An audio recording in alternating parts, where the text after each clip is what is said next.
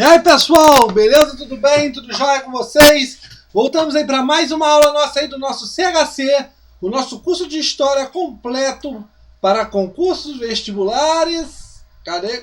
Concursos vestibulares e também pré-militar. Exatamente isso. Esta aula está aqui do lado, ESA. Exatamente, isso mesmo. Resumão ESA, beleza? Um dos principais temas que eu acho importante para a sua prova.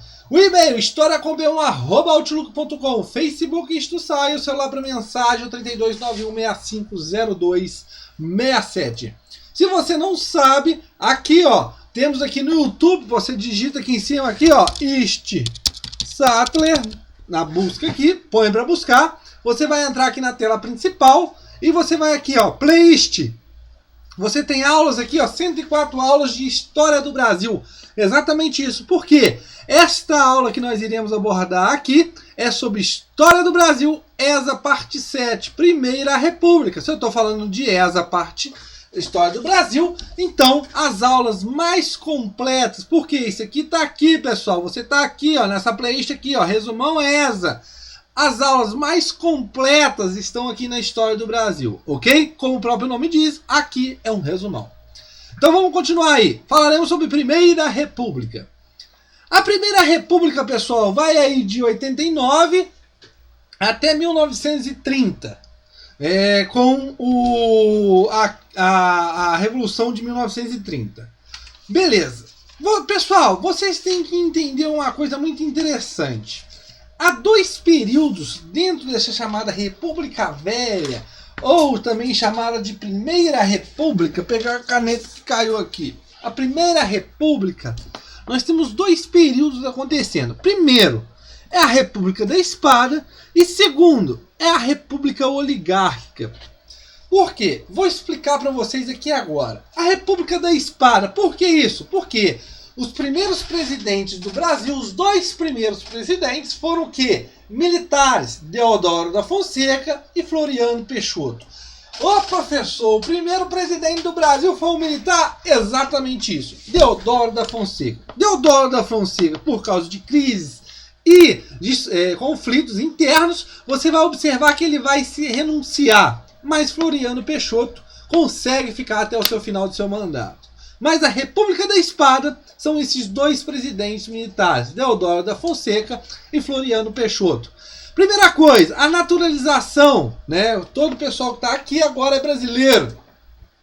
A crise do encilhamento, onde o ministro era Rui Barbosa.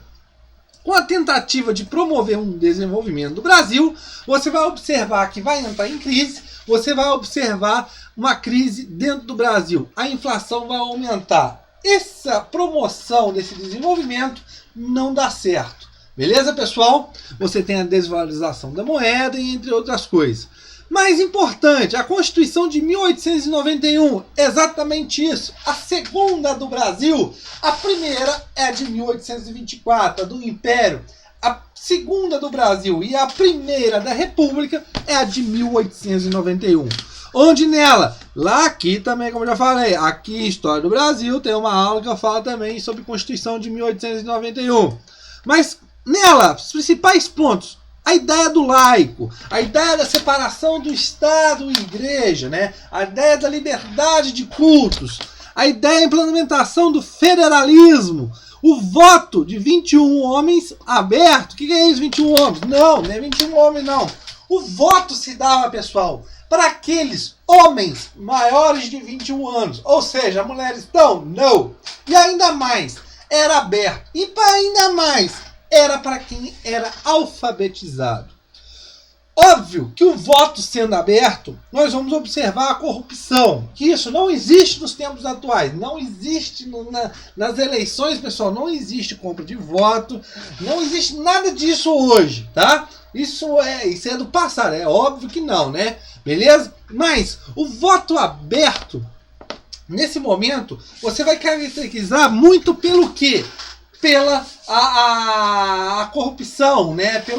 A compra de votos, a ideia do voto de cabresto, mortos votavam. Ou seja, o voto sendo aberto, pessoal, o coronel que tem grande influência local, que tem grande influência local, ele vai manipular o seu colegiado eleitoral, o pessoal ali que faz parte do eleitorado de sua região. E claro, se o cara não votasse naquele que o coronel queria, óbvio que aconteceria alguma coisa. Dentro dessa República da Espada teremos revoltas, como que as duas revoltas armadas e a revolta federalista, ok? República Oligarca, 1824, Prudente Moraes. Em 1824 começa um novo tipo de república, a República Oligárquica. Mas aqui nós temos que entender uma coisa muito interessante desde já. Deodoro da Fonseca é o primeiro presidente do Brasil, mas não é o primeiro presidente eleito. Quem é o primeiro presidente eleito? Prudente Moraes, um civil. Tranquilo, pessoal? Aí nós temos a ideia aqui, né? Você pode observar República Oligarca, República do Café com Leite, né? Aquele pacto entre São Paulo e Minas Gerais, os dois maiores estados aí nesse caso que fortes, tranquilo? O coronelismo, né? O coronelismo ele vai ajudar, ele vai sustentar esse poder local através dos grandes fazendeiros, né? Lembrando, coronel aqui não é militar, mas sim aquela ideia da patente lá da Guarda Nacional. Mas o que nós temos que entender aqui é que essas pessoas, esses grandes fazendeiros, terão um grande poder local. E óbvio, vão influenciar. Por quê? Teremos a política dos governadores. Troca de favores, presidente e governador. Pessoal, a política dos governadores era uma ideia que, resumidamente, troca de favores. Ou seja, o presidente precisava de apoio dos governadores. Só que esses governadores eram influenciados por esses coronéis. Ou seja, a política dos governadores ela dá um ambiente assim mais distante e os coronéis influenciam o ambiente local. Ou seja, os governadores precisavam do apoio dos coronéis. Então, haveria essa troca de favores entre presidentes e governadores. Óbvio que esses governadores estariam influenciados pelos coronéis. Ok? A política de valorização do café. Convênio de Taubaté, compra preço, tudo mais. O que é a ideia da política de valorização do café? Valorizar o café, é óbvio, o próprio nome diz. Um importante convênio firmado, o Convênio de Taubaté. Qual que era a ideia? O Brasil produzia muito café. E com essa produção muito grande de café, o que acontecia com o preço? O preço tendia a cair, que era muita oferta de café. O que acontece? O governo agora compra esse café para diminuir essa oferta. Obviamente que os preços irão aumentar. Tranquilo, pessoal? Beleza ou não? Tranquilo? Ok. Compra menor preço, porque o preço com muito café, o preço cai.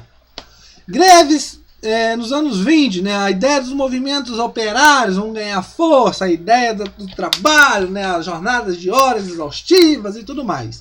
E principalmente também as revoltas que acontecerão, como rurais e urbanas, principalmente aqui Canudos, Contestado e Cangaço, e as urbanas, Vacina, Chibata e Tenentino. Mas nós temos a ideia do Forte, do 18 do Forte, Copacabana, a Coluna Preste e entre outros. Tranquilo, pessoal?